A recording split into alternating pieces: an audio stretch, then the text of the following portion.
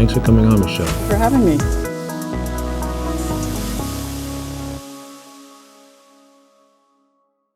Welcome to In Conversation. I'm your host, Steve Iverson.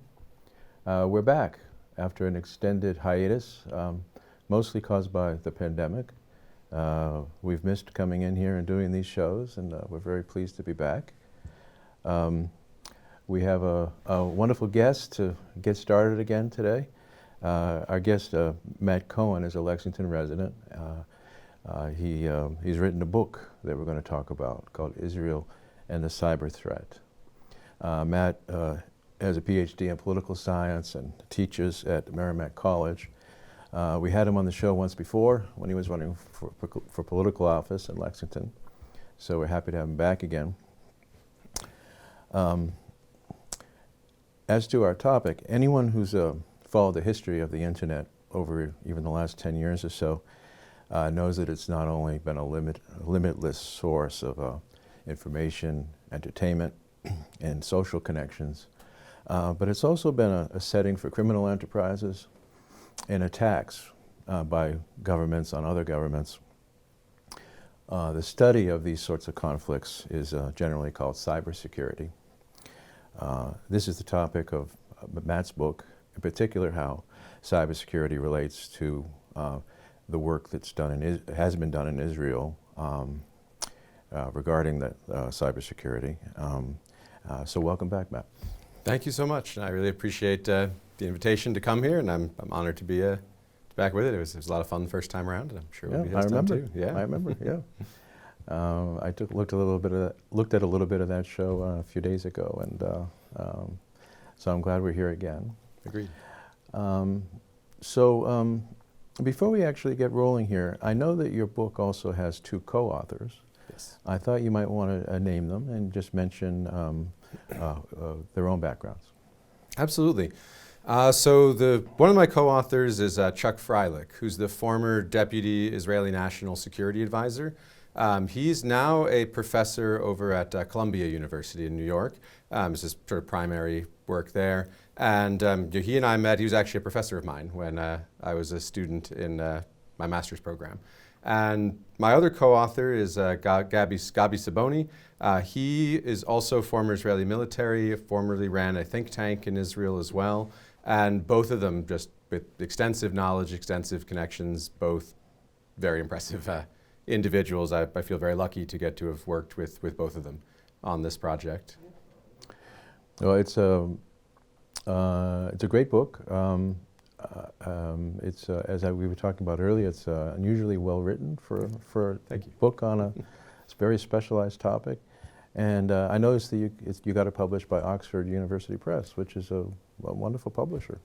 Yeah, we were very excited that Oxford expressed an interest and then was willing to proceed with it and help us get it out there to the public. Yeah. So, if we could talk for a moment about cybersecurity in the most high-level terms, what would you say it is? Why is it important? And why did you work on a book about it? Absolutely. So, yeah, that's a fascinating question, because you'd think for something that, as you noted, that is so important to the modern world, that there would be a really clear set definition of what cybersecurity is. And yet, there really isn't. In the field, there is pretty heavy debate on what exactly qualifies as cybersecurity and what does not. In general, the approach that we took when writing the book was really just to approach it from the angle that anything that took place sort of in that computer realms would fall under our purview for what we were going to research. So for us, the main interest really became, how is computer programming, how is computer code used to really impact and influence the decision-making of other countries, of other actors, I suppose, more generally, in the field. So we really approached it from that angle of looking at how can this sort of computer code change the policies of the world around us? How can it be used to enhance power, to undermine power as well? So that includes a pretty wide range of things, from obviously malware to viruses, the like, and everything to the actual physical infrastructure as well was part of what we looked at in this too. And for us, it includes policy. So we were very interested to see, how do governments form the policies? How do they create environments in which companies can thrive and interests can be protected? Because, as you were noting, this has become an increasingly dangerous area for government actors, for individual actors, for everybody. Cybercrime alone is hundreds of billions of dollars a year, and now large portions of militaries are computerized. They are in the cyber realm. So there is increasing danger across sort of all these spectrums. Is it fair to say that that even warfare is increasingly becoming a cyber activity?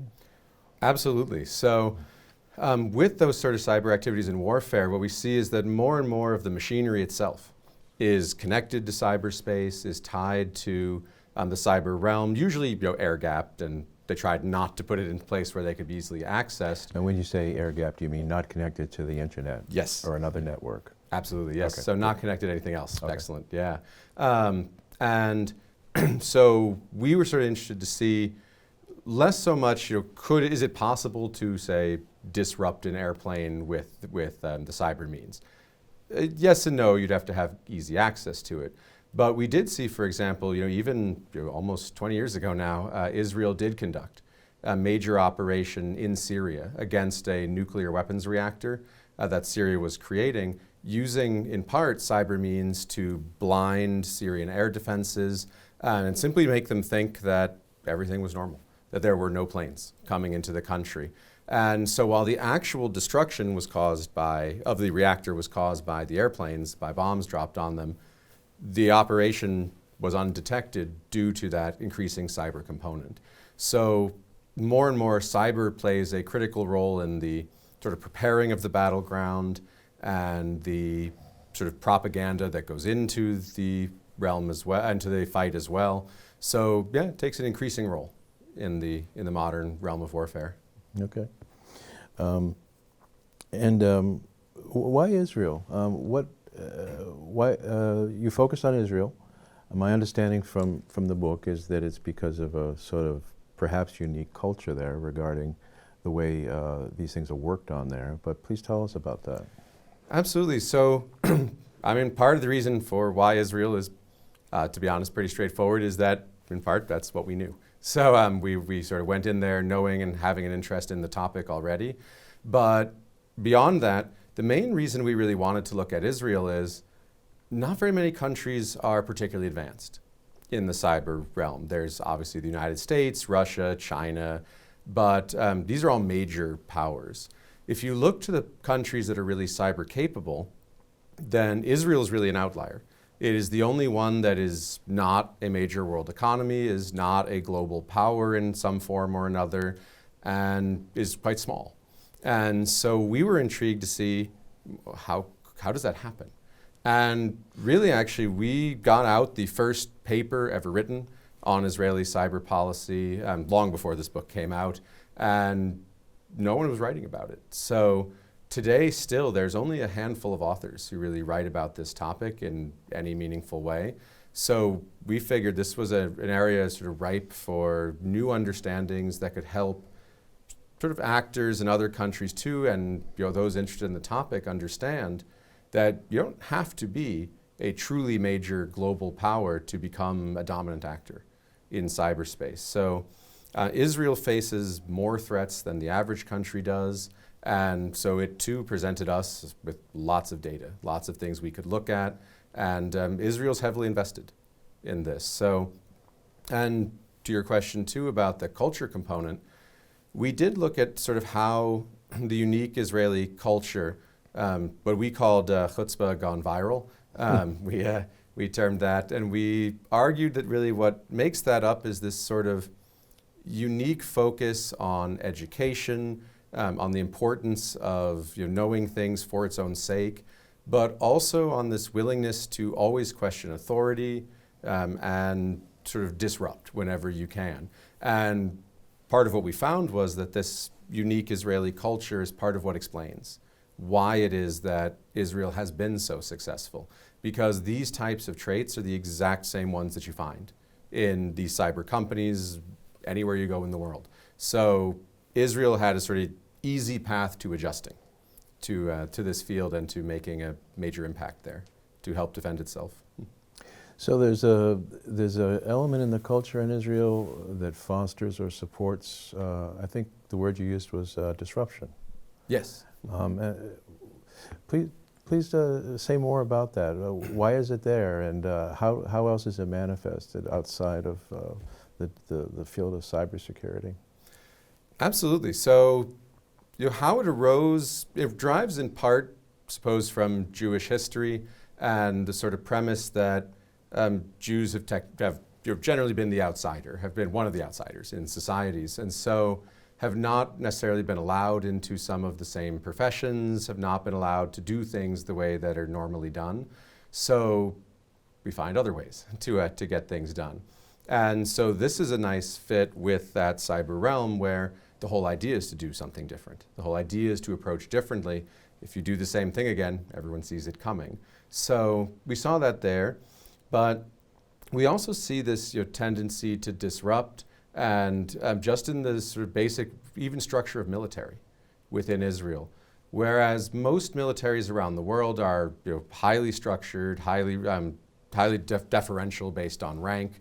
In Israel, there is no such real deference to the commanding officers. There is a sort of expectation almost that you will question, you will push back against these commanding officers. So this makes it, again, something you want to see in a cyber realm where this is still a pretty new field, really. Cyber is, computers have been around a while, but even those are pretty new. Cyber really only has come to be anything major in the last about 25 years. Right. So this is one where there are no real established experts in the same way. So a culture that allows you to disrupt, to question what's there, and to try things your way, as long as it works, that's a good thing in this. And that's the general operating standard of Israeli society and the IDF in particular, Israel Defense Force Sure. in particular. Yeah. Sure. Could you name some of the particular advances in cybersecurity theory or practice or capability that have come out of Israel as distinct from other places? Yeah, absolutely. So Israel, I guess the most notable of all of them was the joint U.S.-Israeli Operation Stuxnet, the major attack on the Iranian nuclear weapons program. And that still remains today by far the most advanced, complicated cyber attack that's ever been launched. Nothing like it has been tried again yet. I don't see, at some point it will be, but it illustrated in part the challenges of putting together something like that. Neither country could do it alone. And could you just briefly tell us what that was and how it worked and so forth? Absolutely. So Stuxnet was a program that was designed to target the centrifuges in the Iranian nuclear program. So they were using to enrich the uranium and plutonium to get it up to the levels necessary for nuclear weapons. Mm-hmm. And what it did was it was designed to be once installed, so you had to sneak it into the base, but somehow they got it in. Still not clear exactly how they did that. So someone physically had to enter the base and install something. Yes, and it's not yet clear who did that, or with some theories, but not one I feel comfortable commenting on, because I don't know. But somehow they got it in there, and once it got in, what it did was it downloaded into the system, and it would seek out any other system that appeared to be running the particular form of centrifuge programs and systems that was known that Iran was using. So this took an enormous spy effort, in addition to the actual programming, to know what exactly the setups in Iran were. Because once it found that it was on such a system, it would very quickly then determine that it should activate. And when it did, it would, again, look to spread. And if it found itself connected to a centrifuge, what it would do is it would very subtly alter the speed at which the centrifuge was spinning, just sort of jolting it every once in a while, but in such a small way that the human eye could not detect it. Okay. And it would cover up what it did by just putting out outputs that said everything is normal. This is there is no problem with this centrifuge. But when they would shake slightly, they're spinning so fast that it actually damages the centrifuge itself. So this successfully delayed the Iranian nuclear program for a few months. It is not clear what broader impact perhaps it had, but like all things do have unintended consequences too. Stuxnet did escape, and it actually was found on a huge percentage of the world's computers. It just doesn't do anything in that scenario because it's not hooked up to anything. So when it was discovered, Iran actually learned from it and became much more cyber capable as well. So an unintended sort of negative consequence for Israel and the United States in that regard. But it did likely also lead to the execution of numerous Iranian scientists who were suspected of treason for sabotaging the program. That also was not the intent of the Stuxnet worm, but it is likely what occurred as a result, partly occurred as a result of it. So even a piece of computer code or a whole bunch of computer code can have truly destructive and lethal effects in the real world. Yes. That was the attack, really the first ever cyber attack that caused physical damage. There have not been many since, though there is no doubt the capabilities exist to be able to do so. And we see that, the United States and Russia are in each other's power plants, in each other's critical infrastructure. Iran actually was able to break into, just a couple years ago, and I think perhaps even this year, were able to break into the Israeli water system and could have opened floodgates, could have dispersed chemicals into the water system. They did not do so. No one has ever actually done that yet, but this illustrated that was possible. And while no cyber attack known has caused any fatalities, it may only be a matter of time until that does occur, unfortunately. Okay, so this is happening in a big way in Israel because of certain aspects of the culture. Is it happening? Is the development happening mostly in the private sector or in the government or both? Or? Yeah, so Israel takes an interesting approach here, which is that they do have both a sort of governmental military sector that's heavily focused on offensive and defensive, essentially weapons in cyberspace, and one of the most vibrant private sector, in the world as well when it comes to cyber activity. So this was a deliberate choice that Israel made pretty early on. Israel was actually one of the first countries to really recognize both dangers and potential that cyberspace offered. So even by the late 1990s, it was establishing government agencies and looking to figure out how can we defend ourselves in this sort of new emerging world. So what Israel chose to do on the sort of governmental side was it created agencies designed simply to defend the major networks of the government, of political parties, of banks, the like, and then also to particularly invest heavily in the military, in that military side. So the IDF decided that it wanted Israel to become a major player in cyberspace. And to do that, you would need education, you would need training programs. And so in Israel, the IDF has a sort of outsized role in society. Your mandatory service there, it's generally a pretty highly respected organization as well. And so when it makes these types of requests, they draw particular attention within Israel. So Israel quickly started putting together training programs for children as young as kindergarten, just on learning basic coding, learning ways to use cyberspace. And as a result of that, actually, Israel now has a couple major units, Unit 8200 and Unit 81 within its military, that essentially get to pull the best and brightest in Israel. Okay. And when they graduate high school. And when they do their mandatory service, are brought into those units. So this allows the IDF, for one, to have some of the best minds there are, working on these cyber issues, developing these weapons, developing these defenses. But it also has a sort of spillover effect, which is that most of the people in those units won't stay in those units. They will complete their service, then they'll go into the private sector. And if you look to the private sector in Israel, it's an enormous percentage of the startups, of which Israel has the second most in the world in the cyber realm, behind only the United States, and actually more than the rest of the world, excluding the United States put together. Almost all of them are founded by veterans of one of those two units. And part of why is they're used to working together.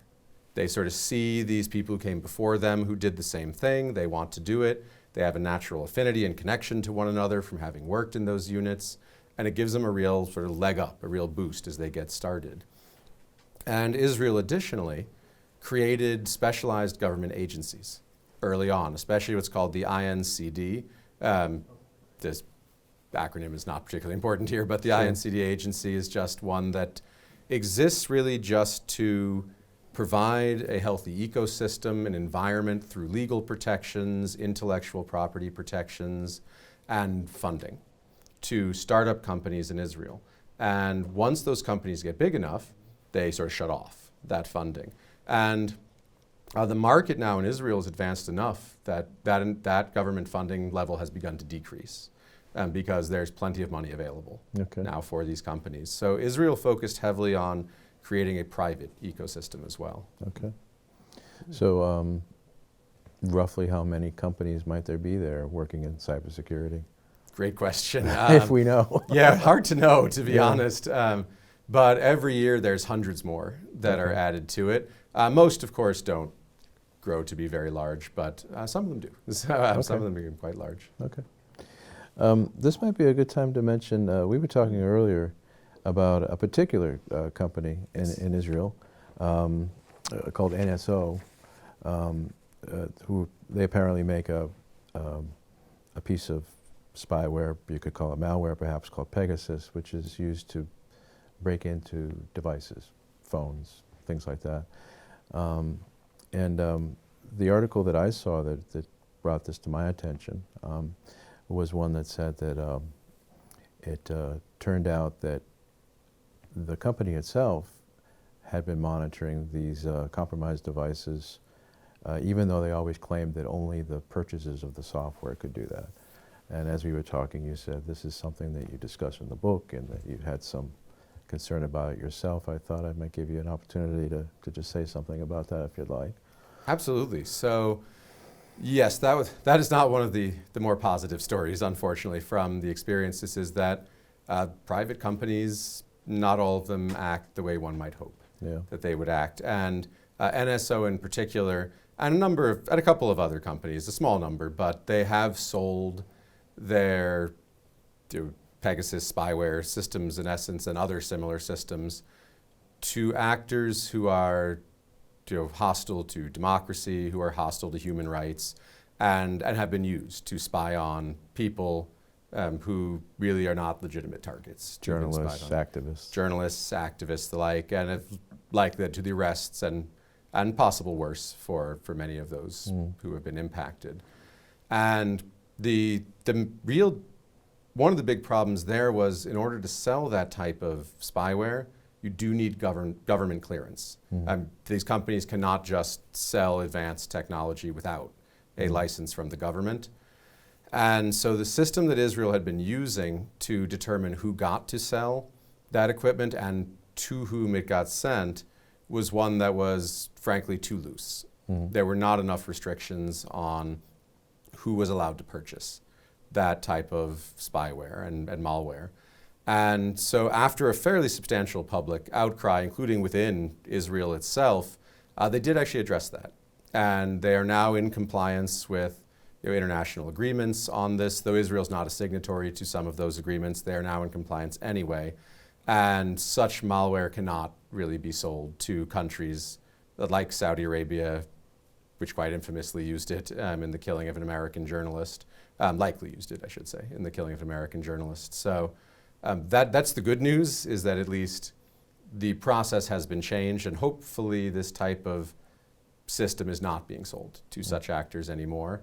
I can't say for certain that that is the case, obviously, but that is the hope at this point. But that is certainly one of the downsides of this type of work. Yeah, I suppose any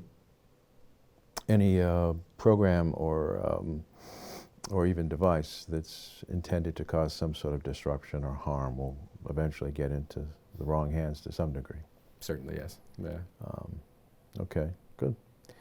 Well, you know, we've talked about a couple of things you've covered in the book, and we've got a few minutes left. Is there anything else that you've written in there that you would like to share with us now? A particular topic that you like to talk about, or you'd like people to know is there if they want to go find your book? Yeah, absolutely. So, you know, the book covers a huge range of things. We tried to take a really holistic approach when looking at it, this topic. And, you know, we look at everything from, you know, Israeli policy itself down to the, you know, nitty-gritty details that, frankly, were not the most exciting thing on earth to research. Okay. I can't lie about that. Okay. But we tried to make them at least good to read. But Sure.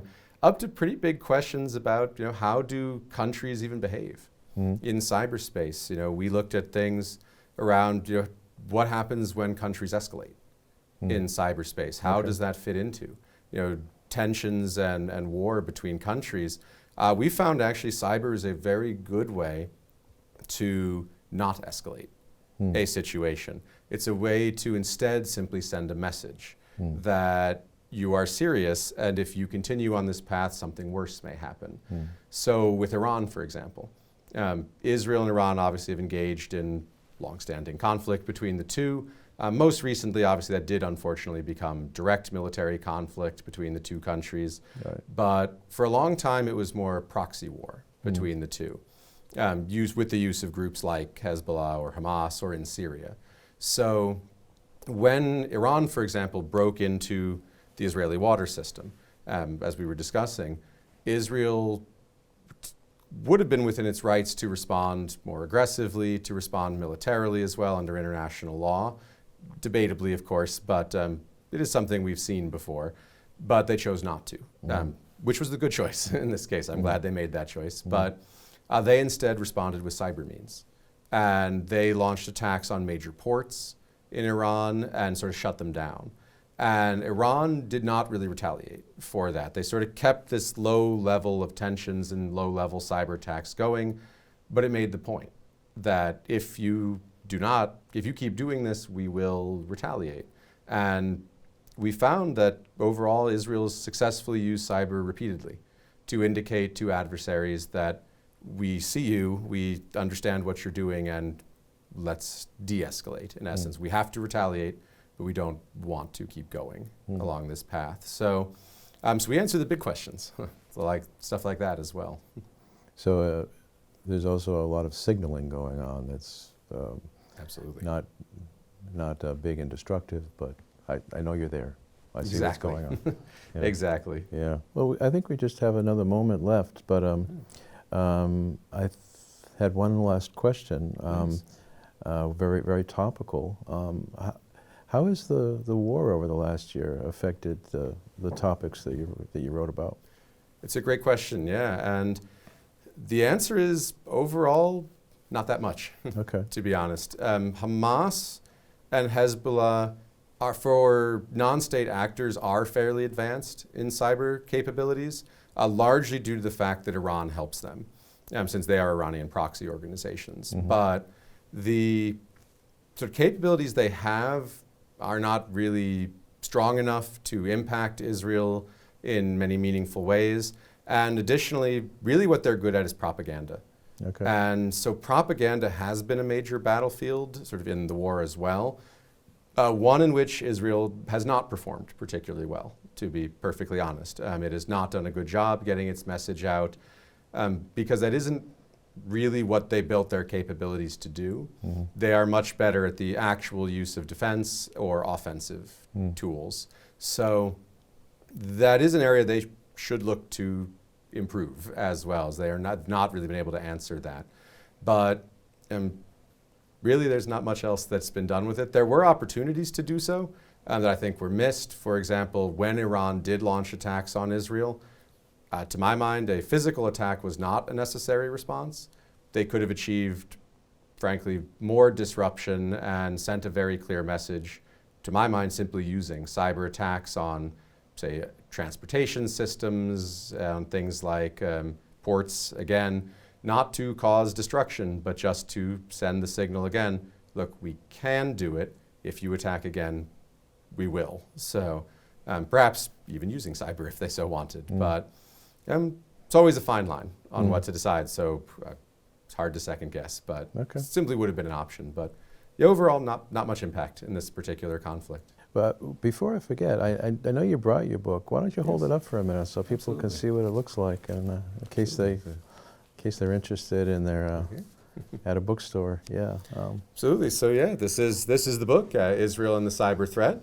It is available at major booksellers. You can find it on Amazon. Shameless plug right there for the book. But we tried to write this in a way that would be entertaining, that would be to keep people engaged with the topic, avoid the sort of dry academic writing that the field is fairly famous for, and certainly does occur. But it's a great book if you are simply, if you are an expert on these types of topics. We designed the book really to be appealing to people who really study this stuff, know this well. We also designed it for people who don't know anything about this topic, looking for a good story. So we have lots of different examples. We cover in detail some of the major operations and some of the most exciting things that have happened in cyberspace over the years. And so I recommend it, but I'm a little biased, I won't lie. So it is well written. Thank you. I can agree with you there. Any plans for another book? At the moment, still enjoying this one. Just about a year old, but I'm sure at some point there will be. I think you said there had been some update recently? Yes, so we have an article that we've written and are just awaiting publication on that updates with some new information and updates since the book came out about a year ago. Okay. So should be out hopefully this year. Well, thank you so much for coming in. Fascinating discussion. And wish you the best with your book. Thank you so much. It was a pleasure to be here, and I appreciate the opportunity. Great. So thank you for watching. It's In Conversation.